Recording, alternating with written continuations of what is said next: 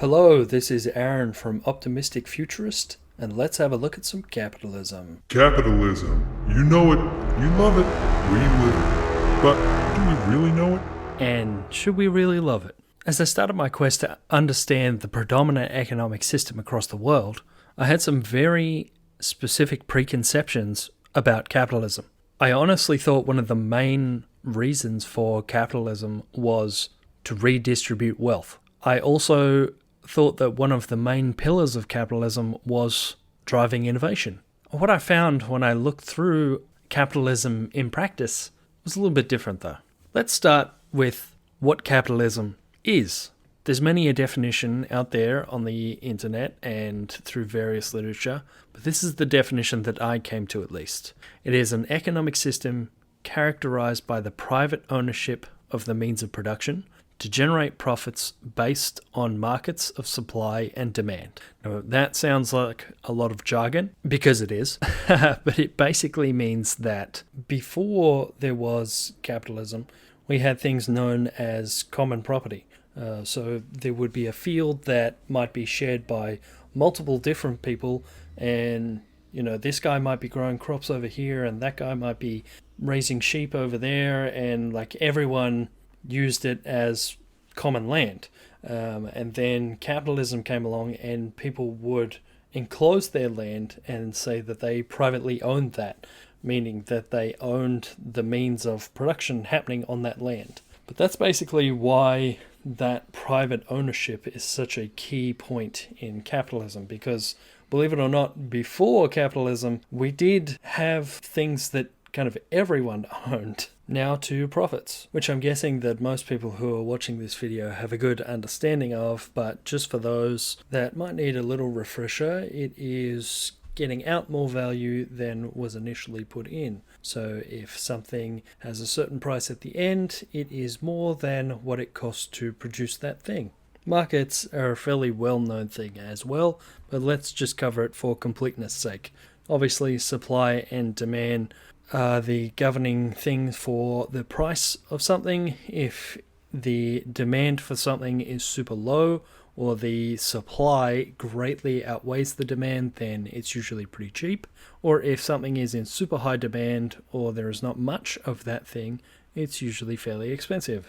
I think most of those concepts are things most people already understand. The thing that really tripped me up was where the private ownership comes in, because capitalism is such a predominant and ubiquitous economic system.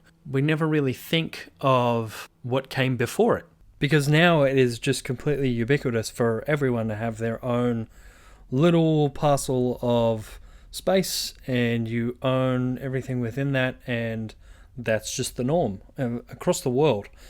Whereas before, there was, lords, and they had specific land, and they were responsible for everything that happened within that land, even though people could freely live there. They weren't legally obligated to do much. They had to give over a portion of everything that they made, and then in return, the ruler or lord of that land was supposed to raise armies and protect them and do all that sort of stuff. Whether they did that very well is open to interpretation, but it wasn't until much later that the idea of having to work to fulfill your legal obligation of owning the land was introduced much later.